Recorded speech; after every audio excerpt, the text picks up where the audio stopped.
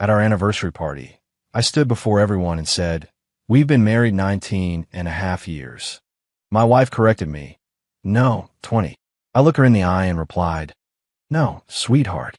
Our marriage ended 6 months ago." What I revealed next destroyed her world, and she deserved it. My name is Elliot Chambers. I'm 49 years old, and I run Industrial Solutions Corp., a manufacturing company I built from absolutely nothing over the past 18 years. We design and produce industrial equipment for factories across the Midwest. Started in a rented warehouse in Chicago with 2 employees and a dream. Now we have 120 people on payroll and clients in 15 states. Last month, we filed for an IPO valued at $48 million. Everything I touched seemed to turn to gold. Everything except my marriage. Our 20th anniversary party was Claire's idea, naturally. She wanted something big, something memorable, something that would cement her status as the wife of a successful man. She invited 150 people to the Grand Meridian Hotel in downtown Chicago. Our friends, our business associates, her family, mine. The ballroom was decorated with white roses and gold ribbons that probably cost more than my first car. A string quartet played classical music in the corner. Champagne flowed like water. The whole thing screamed wealth and success. I stood at the front of the room with a microphone in my hand, looking out at all those smiling faces. People who thought they knew us. People who thought we were the perfect couple. Claire stood beside me in a red dress that cost $3,000. She looked stunning, radiant, glowing. She was playing the part of the devoted wife to absolute perfection. Our son Liam, 24 years old, sat at a table near the front with his girlfriend Sophie. He looked proud of us. Happy. He had absolutely no idea what was about to happen. None of them did. I raised my glass, and the room gradually quieted down. Conversations faded. People turned to look at us. "Thank you all for being here tonight," I said, my voice steady and calm. Years of presenting to boardrooms had taught me how to project confidence, even when my insides were churning. Claire and I are truly grateful to have so many wonderful people in our lives. Claire smiled that perfect smile of hers and slipped her hand into mine. Her grip was warm, familiar, comforting. It was also a complete lie, just like everything else about her. "Tonight," I continued, "we're celebrating a milestone. Claire and I have been married for 19.5 years. The room stayed quiet, but I saw a few confused glances exchanged. A couple near the bar frowned. Claire's smile faltered just slightly, barely noticeable unless you were looking for it. Her hand squeezed mine a little tighter, a silent warning to correct myself. "No, sweetheart," she said, her voice light and playful, but with an unmistakable edge of nervousness underneath. "It's been 20 years. You're terrible with dates." A few people chuckled politely. They thought I had made an honest mistake. They thought this was just an embarrassing moment for a husband who couldn't remember his own anniversary. I turned to look at her directly. I let the silence stretch out for just a moment too long. Then I smiled, but there was nothing warm about it. "No, Claire," I said calmly, clearly, making sure every single person in that ballroom could hear me. "Our marriage ended 6 months ago." The room didn't just go quiet. It went absolutely dead silent. You could have heard a pin drop on that marble floor. Claire's face froze. Her entire body went rigid beside me. Her hand went limp in mine. I could practically see her brain working overtime, scrambling desperately, trying to figure out if this was some kind of joke, some poorly timed bit of humor that I would laugh off in a second. But I wasn't smiling anymore. "What are you talking about?" she whispered, but the microphone picked it up perfectly and broadcast it to everyone.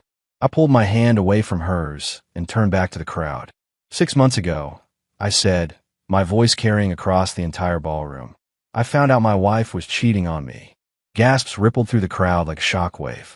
Someone near the back actually stood up from their chair. A woman I recognized from Claire's book club covered her mouth with both hands. The string quartet stopped playing mid-note. Claire grabbed my arm hard enough to leave marks. "Elliot, you need to stop this right now," she hissed through clenched teeth, still trying to maintain some shred of composure. "You're drunk. You're embarrassing yourself." I pulled my arm free and took a step away from her. "I haven't touched a drop tonight, Claire. I wanted to remember every second of this." I turned back to the microphone and the sea of shocked faces staring at us. Some looked horrified. Some looked uncomfortable. And some, if I'm being honest, looked absolutely thrilled at the prospect of witnessing this level of drama unfold in real time.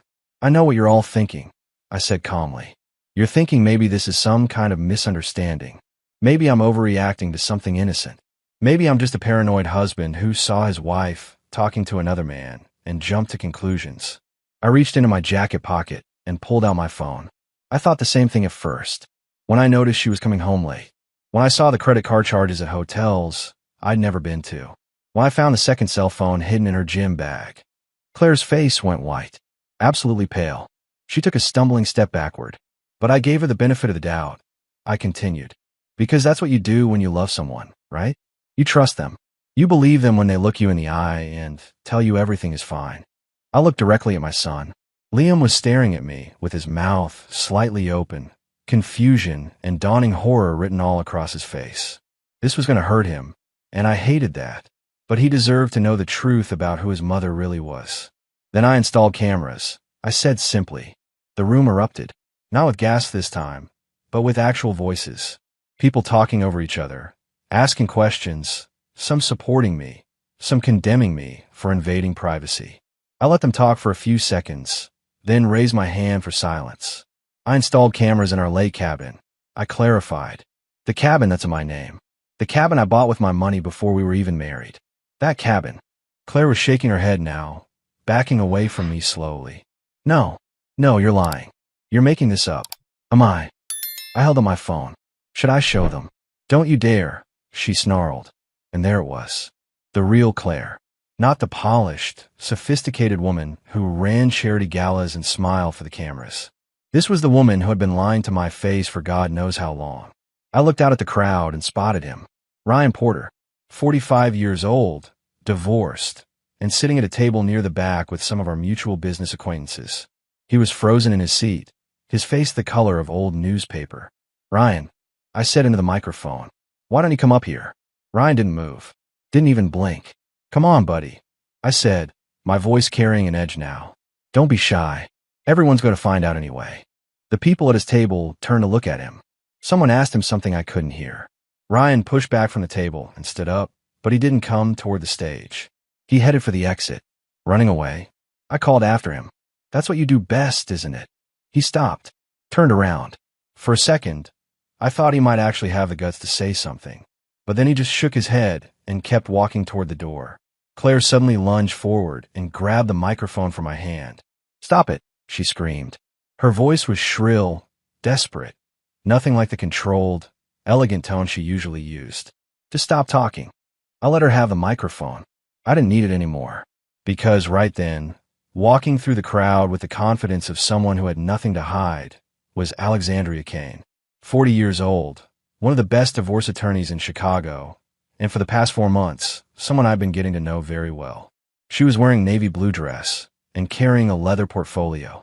She walked right up to the stage, stepped up beside me, and smiled at the crowd. "Good evening, everyone," Alexandria said smoothly. "My name is Alexandria Kane, and I'm Mr. Chambers' attorney." Claire's eyes went wide, then wider. Then she looked at me with something that might have been betrayal, if she had any right to that emotion. "You brought your lawyer to our anniversary party," she whispered. "Our divorce party," I corrected. "And she's not just my lawyer, Claire." Alexandria slipped her hand into mine. "She's also my girlfriend." The ballroom erupted into chaos. People were standing now, talking loudly, pointing at us. Claire looked like she'd been slapped. Her eyes darted between Alexandria and me, her mouth opening and closing, but no words coming out. "You," she finally managed. "You were cheating on me." I almost laughed. Almost. That's rich coming from you. But no, Claire. Alexandria and I didn't start seeing each other until after I found out about you and Ryan. After I'd already made the decision to end this marriage. I just waited for the right moment to make it public. Claire's face twisted with rage. "You planned this. You planned all of this." "Every detail," I confirmed. "For 6 months." Liam stood up from his table. His face was red, his fists clenched at his sides. "Dad, what the hell is going on? You're embarrassing Mom in front of everyone." My son's words stung, but I'd expected this. Claire had always been good at playing the victim, especially with Liam. "Son, I know this is hard to hear, but your mother has been lying to all of us," Alexandria interrupted smoothly, opening her portfolio. And we have proof. Claire lunged forward. Don't you dare. Alexandria didn't flinch. She pulled out a tablet and handed it to me. Mr. Chambers installed a security system at the family cabin on Lake Geneva 6 months ago. The footage is quite revealing. I held up the tablet so the crowd could see I had it, but I didn't play anything yet. Claire, do you want to tell everyone the truth? Or should I show them? Her eyes were wild now, desperate. She looked around the room like she was searching for an escape route. Then her gaze landed on someone in the crowd, and her expression changed. Hardened. Jason, she called out. Jason, tell them this is insane. My younger brother Jason, 42 years old and currently working as a project manager at my company, was standing near the bar. He looked like he wanted to disappear into the floor. I turned to look at him. Really look at him. Yeah, Jason. Why don't you tell everyone what you know? Jason's face went pale. He shook his head slightly. Elliot, man, I don't. Go ahead, I said, my voice hard as steel. Tell them how you know Ryan. Tell them about the texts I found on Claire's phone. The room went silent again. Everyone was staring at Jason now. Claire took a step back. No, Elliot, don't. But I was done protecting anyone's feelings. I pressed play on the tablet. The screen showed the interior of our cabin, the living room with its stone fireplace and leather couches. The timestamp read 4 months ago. Claire appeared on screen, and she wasn't alone. But it wasn't Ryan with her. It was Jason. The crowd gasped. Someone shouted. Liam made a strangled sound. The video showed them kissing, hands roaming, my wife and my brother in my cabin, on my couch, in my life. I stopped the video. I couldn't watch anymore, even though I'd seen it a dozen times already. My own brother, I said quietly into the microphone. 7 years ago, when Jason was going through his divorce and needed a place to stay, we took him in, gave him a job, helped him get back on his feet. Jason was backing toward the exit now. Elliot, I'm sorry. I never meant. Get out, I said. My voice was calm, but the fury underneath, it was unmistakable. Get out of this party. Get out of my company. Get out of my life. Jason turned and practically ran for the door. The silence that followed Jason's exit was deafening. I could see people pulling out their phones, probably already texting friends who weren't here, spreading the news. This would be all over Chicago by morning. Claire was standing alone now, isolated in the center of the stage like a defendant at trial. Her carefully constructed world was collapsing around her, and she knew it. But I wasn't done yet. There's more, I said, looking out at the crowd. My eyes found Andrea Foster, 44 years old, sitting at a table with some of Claire's other friends. She was watching everything with an expression I couldn't quite read. Andrea, I said. Dr. Andrea Foster. You're Claire's therapist, right? Andrea's face went white. She didn't answer. Actually, Alexandria interjected, pulling another document from her portfolio. Dr. Foster has been Mrs. Chambers' personal therapist for the past 5 years. Isn't that right, doctor? Andrea stood slowly. I'm not at liberty to discuss my patients. Of course not, I said. Doctor-patient confidentiality. Very important. Except when the therapist is actively helping the patient deceive her husband. Andrea's mouth opened. That's not. I would never. Alexandria held up a stack of printed emails. We obtained these through legal discovery. Text messages between Dr. Foster and Mrs. Chambers. Messages where Dr. Foster provided advice on how to hide an affair, how to manipulate guilt responses, how to gaslight a suspicious spouse. The crowd erupted again. Several people were shouting now, expressing their disgust. A woman near the front stood up and pointed at Andrea. You should lose your license. Andrea looked like she might be sick. Those were taken out of context. I was trying to help Claire navigate. Navigate an affair? I asked. That's not therapy, Andrea. That's conspiracy. Claire grabbed my arm again. Stop it. Just stop. You've made your point. I looked down at her hand on my sleeve, then back up at her face. Have I? Because I'm not sure everyone understands yet just how deep your deception goes. I turned to Liam, who was still standing by his table, looking shell-shocked. Son, there's something else you need to know. Liam shook his head. Dad, I can't handle anymore. I know, and I'm sorry, but you deserve the truth. I took a breath. 3 months ago, your mother told me you were doing great in your graduate program at Northwestern. She showed me your progress reports, your grades, everything. Liam's face changed. Guilt flashed across it. Except you weren't in graduate school, were you? I continued. You were kicked out of Northwestern 6 months ago for academic dishonesty. And your mother knew. She covered it up, paid off your debts, and helped you lie to me about it. Liam looked at Claire, betrayal written all over his face. Mom, you said you were going to tell him. You promised. Claire's voice was desperate now. I was protecting you. I didn't want him to be disappointed in you. No, I said firmly. You were protecting yourself. You were using our son's mistakes to keep him dependent on you, to keep him on your side when all of this came out. You were preparing him to be your ally against me. I look back at Liam. Your mother didn't believe in you enough to let you face the consequences and grow from them. She wanted to keep you weak so you'd need her. The room was spinning out of control now. People were shouting, some at Claire, some at Andrea, some just shouting into the chaos. Claire's friends were backing away from her, like she had a contagious disease. Andrea had already slipped out through a side door, probably calling her lawyer. But I had one more bomb to drop. The biggest one. I looked at Liam, who was still standing by his table, his face a mask of confusion and hurt. My son, the boy I'd raised, taught to ride a bike, helped with homework, coached in Little League. The young man I've been so proud of. Liam, I said, my voice cutting through the noise. Come up here, son. He shook his head. Dad, I can't take anymore. Please. I know this is hard, but you need to hear this. Everyone needs to hear this. Liam walked toward the stage slowly, reluctantly. When he reached me, I put my hand on his shoulder. He flinched but didn't pull away. 3 weeks ago, I said into the microphone, your mother told me something that stopped my heart. She said she was pregnant. The crowd gasped. Claire's face went absolutely white. She was thrilled. I continued. She said it was a miracle. After all these years, we were going to have another child. She'd already told her friends, her parents, everyone. She was glowing with joy. I paused, letting the moment build. There was just one problem. I reached into my jacket pocket and pulled out a medical document. 8 months ago, after I first started suspecting the affair, I had a vasectomy. It's medically impossible for me to father a child. The room exploded. People were standing, shouting, pointing. Liam's mouth fell open. He looked at his mother with absolute horror. You what? Claire's voice was barely a whisper. I got a vasectomy, I repeated. And I didn't tell you. Just like you didn't tell me about Ryan. Or Jason. Or whoever else you've been sleeping with.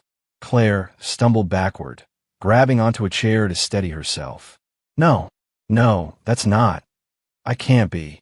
Oh, you're pregnant, all right, Alexandria said, holding up another document. We have the medical records to prove it. The question is, whose baby is it? Ryan's? Jason's?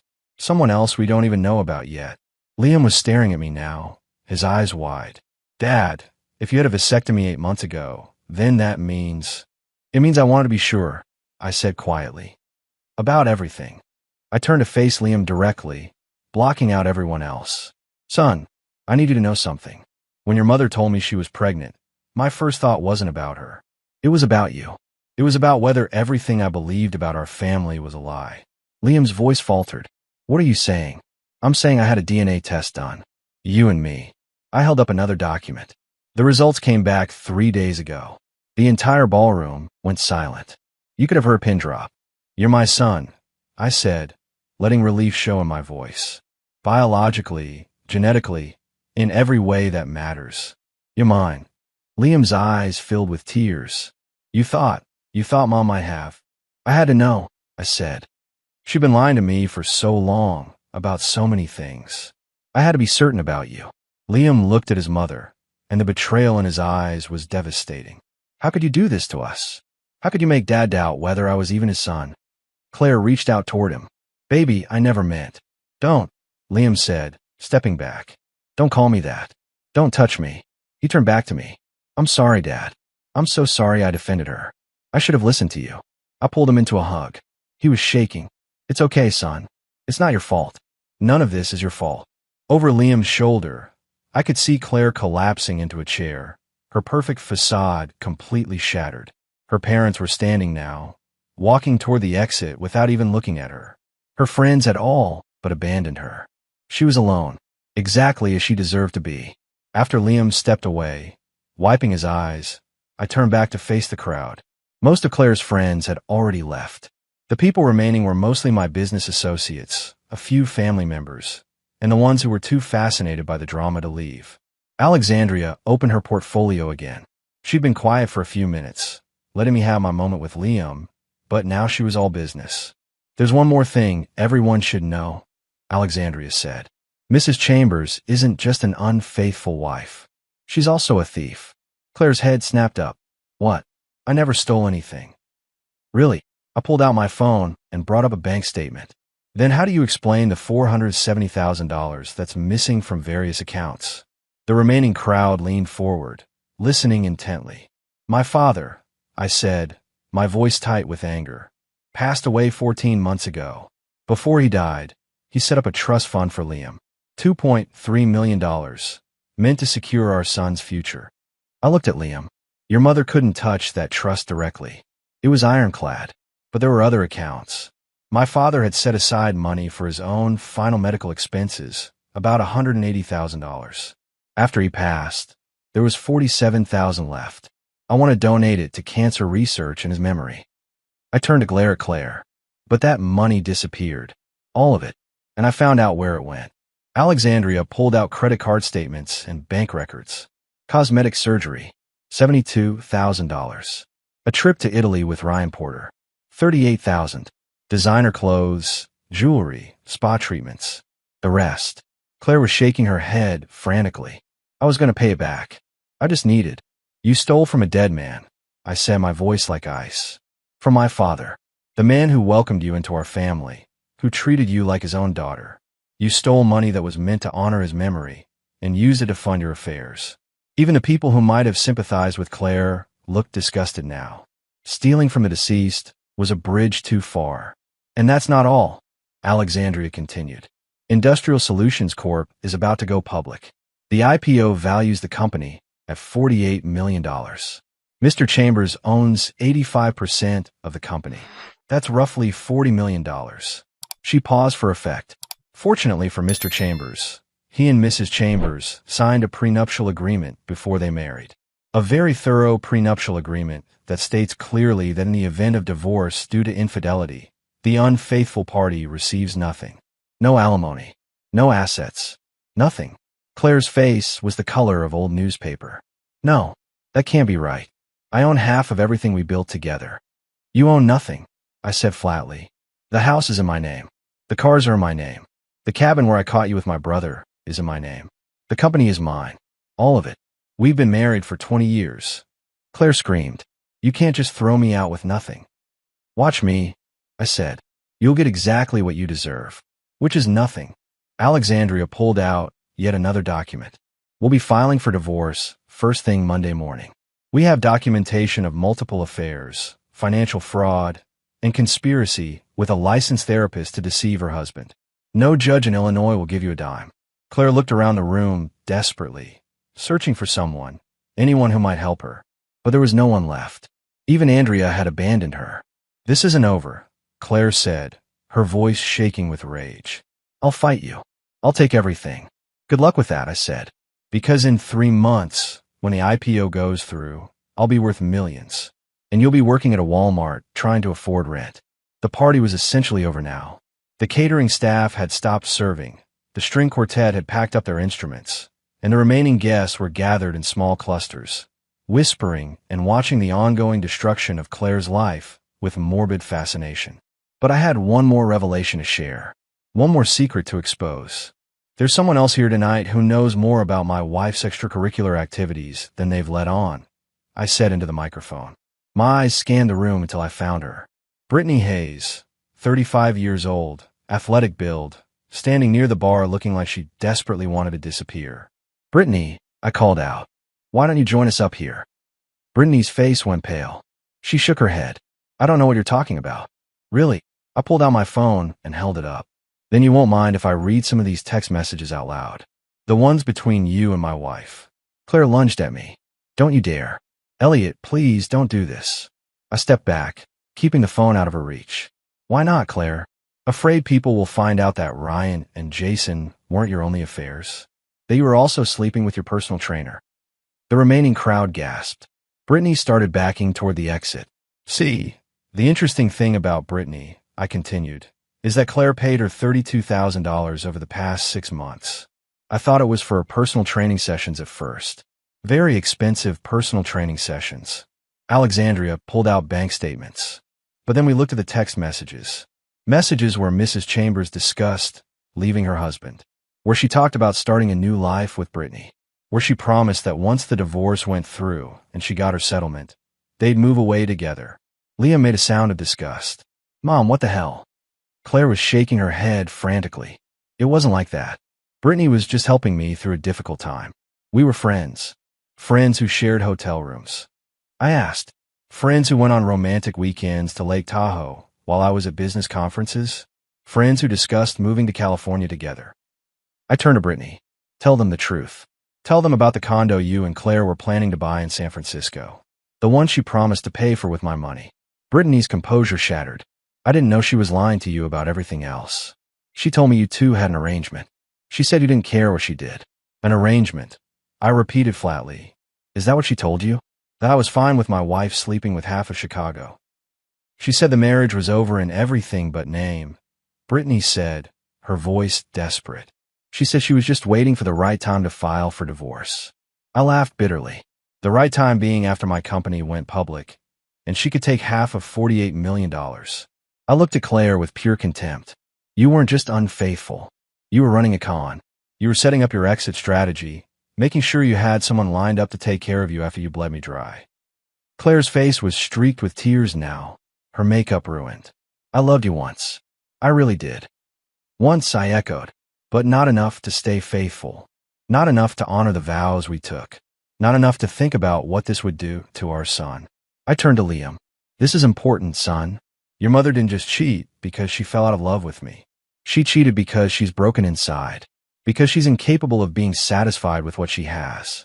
And no matter how much she tries to blame me or justify her actions, this is on her. All of it. Liam nodded slowly. I understand, Dad. Good, I said. Because you need to learn from this. You need to see what happens when someone prioritizes their own selfish desires over the people who love them. When they think the rules don't apply to them. I turned back to the microphone. Brittany was planning to open her own gym. A high-end boutique fitness center in the Gold Coast neighborhood. Price tag, $400,000. And my dear wife promised to finance the whole thing. Brittany closed her eyes. I'm sorry. I should have known it was too good to be true. You should have, I agreed. Because Claire doesn't have $400,000. She doesn't have $4,000. Everything she has, everything she is, was built on my success, my work, my money. And as of tonight, she has access to exactly none of it. Alexandria stepped forward. We've already frozen all joint accounts. Changed passwords on all shared credit cards. Mrs. Chambers will find that her access to the family finances has been completely cut off. Claire's eyes went wide. You can't do that. I need money. You need to get a job, I said coldly. Like everyone else in the world who doesn't have a sugar daddy funding their lifestyle. The ballroom was nearly empty now. Only about 20 people remained, most of them my closest business associates and Liam. Claire stood alone in the center of the stage, a broken woman in a $3,000 dress. But there was still one more piece to this puzzle. One more person who needed to answer for their role in this disaster. Robert and Patricia Donovan, Claire's parents, had been sitting quietly near the back of the room through most of this. Robert was 75, Patricia was 73, and both of them looked like they'd aged a decade in the past hour. Traditional Catholic values, strong moral compasses, and they were watching their daughter's complete moral collapse in real time. I turned to them. Robert, Patricia, I think you need to hear something. Robert stood slowly. We've heard enough, Elliot. Our daughter has shamed us beyond measure. We're going home. Please, I said. Just give me one more minute. Patricia touched her husband's arm, and he sat back down reluctantly. I pulled out my phone and opened a voice recording. 3 weeks ago, when Claire told me she was pregnant, I started carrying a digital recorder with me. I wanted to document everything she said, every lie she told. This recording is from 2 weeks ago, when Claire was on the phone with someone she thought I couldn't hear. I pressed play. Claire's voice filled the room through the sound system. I don't care what you think, her recorded voice said. The pregnancy is perfect timing. Even if Elliot has a prenup, the courts always side with the mother, especially when there's a baby involved. I'll get alimony, Child support, probably half the business anyway, because Illinois is a marital property state. Another voice responded, female, older. It took me a moment to place it, but then I realized it was Andrea, the therapist. What about the DNA test? Andrea asked. If he demands one, then I'll deal with it. Claire's voice interrupted. I'll claim he's being abusive, that he's trying to control me. I'll file a protective order if I have to. The courts eat that stuff up. Judges always believe the pregnant wife over the husband. Robert's face had gone red. Patricia covered her mouth with both hands. The recording continued. Besides, my parents will back me up. They always do. They'll testify that Elliot was neglectful, that I was unhappy, that I deserved better. They'll help me paint him as the bad guy. I stopped the recording. The silence was absolute. Robert stood up again, this time shaking with rage. You were going to use us? Use your own parents to lie in court. Claire reached toward him. Daddy, I didn't mean. Don't, Robert said, his voice sharp as a knife. Don't call me that. Don't speak to me at all. He walked toward the stage, and for a moment I thought he might actually strike her. But instead, he stopped a few feet away and looked at her with such disappointment that even I felt uncomfortable. Your mother and I raised you in the church, Robert said. We taught you about honor, integrity, faithfulness. We showed you what a good marriage looks like. We gave you every advantage, every opportunity. His voice broke slightly. And you repaid us by becoming this. A liar, a cheat, a manipulator who would use her own parents as pawns in her schemes. Patricia stood and joined her husband. We're ashamed of you, Claire. Truly ashamed. And we want you to know that we support Elliot completely in this divorce. Claire's face crumpled. Mom, please. I'm your daughter. No, Patricia said firmly. Our daughter would never have done these things. Our daughter had values, principles. The woman standing in front of me is a stranger. Robert pulled an envelope from his jacket pocket and handed it to Alexandria. This is a letter stating that we will not be providing any financial support to Claire during or after the divorce proceedings. She won't be moving in with us. She won't be getting money from us. As far as we're concerned, she made her choices, and now she can live with the consequences. He turned to me. Elliot, you've been a good husband and a good father. You didn't deserve any of this. Patricia and I will testify on your behalf if it comes to that.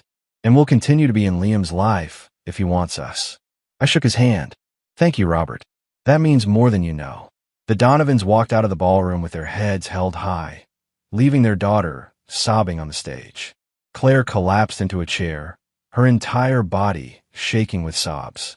Everything she'd built, every relationship she'd cultivated, every bridge she could have used to escape this disaster was burned to ashes. 3 days after the anniversary party that became a divorce announcement, I sat in my office at Industrial Solutions Corp., staring at the Chicago skyline through the floor-to-ceiling windows. The city looked the same as it always had, but everything in my world had fundamentally changed. My phone had been ringing nonstop. News of the party had spread like wildfire through our social circles, then jumped to local business networks, and finally made it to a few gossip blogs. Everyone wanted to know the details, wanted to confirm what they'd heard, wanted to pick a side. I ignored most of the calls. The ones I did answer were from my lawyers. Alexandria had been busy. Divorce papers were filed Monday morning, exactly as promised. Claire had been served at the house, which was no longer her house. I'd had the locks changed Sunday morning while she was staying at a hotel on her own dime. A knock on my office door interrupted my thoughts. Come in, I called. Liam entered, looking tired but more composed than he had 3 days ago. He'd been staying with me in my downtown apartment, refusing to have any contact with his mother. Hey, Dad. Got a minute? Always, I said, gesturing to the chair across from my desk. How are you holding up? Liam sat down and rubbed his face. I don't know. I'm angry. I'm hurt. I keep thinking about all the time she lied to my face, and I just believed her. That's not your fault, I said firmly. You trusted your mother because that's what sons are supposed to do. She's the one who violated that trust. I know, Liam said, but I keep wondering what else she lied about. Like, my whole childhood. Was any of it real? I leaned forward. Your childhood was real, son. The baseball games I coached, the fishing trips we took, the nights we stayed up building that treehouse in the backyard. Those were all real. Your mother's betrayal doesn't erase the good memories. It just means we have to build new ones without her. Liam nodded slowly. I've been thinking about school. Northwestern said they consider readmitting me for the spring semester if I retake the classes I cheated in and write a formal appeal. That's good news, I said, genuinely pleased. Yeah, but I don't want you to pay for it, Liam said quickly. Mom stole from you, from Grandpa's memory, from everyone. I want to earn my way back. I already applied for a job at Anderson Manufacturing. They're one of our suppliers, and they said they'd hire me in their quality control department. I felt pride swell in my chest. You don't have to do that. I can afford. I know you can, Liam interrupted, but I need to. I need to prove to myself that I can work for something instead of having it handed to me. Mom always made things easy for me, covered up my mistakes, and look where that got me. I want to be more like you. I want to earn what I have. I stood up and walked around the desk, pulling Liam into a hug. I'm proud of you, son. More proud than you know. Thanks, Dad, Liam said, his voice thick with emotion but steady. No tears, just determination. I'm going to make this right. I'm going to be the kind of man you can be proud of. You already are, I said. After Liam left, I turned back to my computer and opened an email from my CFO. The IPO paperwork was progressing smoothly. Barring any unforeseen complications, Industrial Solutions Corp would go public in exactly 92 days. The valuation had actually increased to $51 million based on our recent contract wins. My 85% stake would be worth roughly $43 million. Claire would get exactly zero. My phone buzzed with a text from Alexandria. Judge approved the restraining order. Claire can't come within 500 feet of you, Liam, or the business. Also, Andrea Foster's medical license is under review by the state board. The ethics committee is very interested in her text messages. I smiled. Justice was being served, piece by piece. Another text came through, this one from an unknown number. This is Claire. Please, can we talk? I'm staying at the Comfort Inn on Route 90. I have nothing. No money, no friends, nowhere to go. Please. I deleted the message without responding. She'd made her choices. Now she could live with the consequences. 4 months later, I stood in front of the New York Stock Exchange with Liam by my side. The IPO had gone better than anyone expected. Industrial Solutions Corp opened at $62 a share, and by the end of the first day of trading, my 85% stake was worth just over $53 million. I'd built something real, something that would last, something that couldn't be taken away by lies or betrayal. Liam had earned his way back into Northwestern. He was working full-time at Anderson Manufacturing, attending night classes, and maintaining a 4.0 GPA. The kid who'd cheated his way through school had become a man who understood the value of honest work. The divorce had been finalized 2 weeks earlier. Claire tried to fight it, hired 3 different lawyers who all eventually quit when they realized there was no case to make. The prenup was ironclad. The evidence of her infidelity was overwhelming. She walked away with nothing except her personal belongings and a reputation that would follow her for the rest of her life. Last I heard, she was working as a receptionist at a dental office in the suburbs, living in a studio apartment, and trying to convince anyone who would listen that I had somehow wronged her. No one believed her. Ryan had moved to another state. Jason tried to reach out once through a mutual friend, apologizing and asking for another chance. I told the friend to tell Jason that some bridges, once burned, can never be rebuilt. Andrea Foster lost her license to practice therapy. The state board found that she'd violated multiple ethical guidelines by actively helping Claire deceive me. She was facing a civil lawsuit from 2 other former clients who came forward with similar stories. Brittany closed her social media accounts and disappeared. I heard through the grapevine that she'd moved back to her hometown in Ohio. Robert and Patricia stayed in touch with Liam and me. They came to his graduation when he finally completed his degree. They apologized at least once a week for their daughter's actions. I kept telling them it wasn't their fault, and eventually they started to believe me. Alexandria and I were still together. We took things slow, building a relationship based on honesty and trust instead of secrets and lies. She'd been there through the worst of it, and now she got a share in the best of it. What are you thinking about? Alexandria asked, slipping her hand into mine as we stood on the trading floor watching the stock ticker. I'm thinking about how sometimes you have to lose everything to realize what actually matters, I said. And what matters? She asked with a smile. Integrity, I said. Honor. Doing the right thing, even when it's hard. Being the kind of man my son can look up to. Liam overheard and grinned. You've always been that man, Dad. I just had to grow up enough to see it. We celebrated that night at a steakhouse in Manhattan. Just the three of us. No pretense, no show, no need to impress anyone. Just good food, good company, and the knowledge that we'd survive the storm and come out stronger. I thought about Claire once during dinner. Wondered if she ever regretted her choices. Wondered if she understood what she'd thrown away. Then I looked at Liam laughing at something Alexandria said, and at Alexandria looking at me with genuine affection, and I realized I didn't care what Claire thought anymore. I'd taken back my life. I'd rebuilt my relationship with my son. I'd found someone who valued honesty as much as I did. The future stretched out before me, full of possibility and free from deception. And that was worth more than any amount of money could ever buy.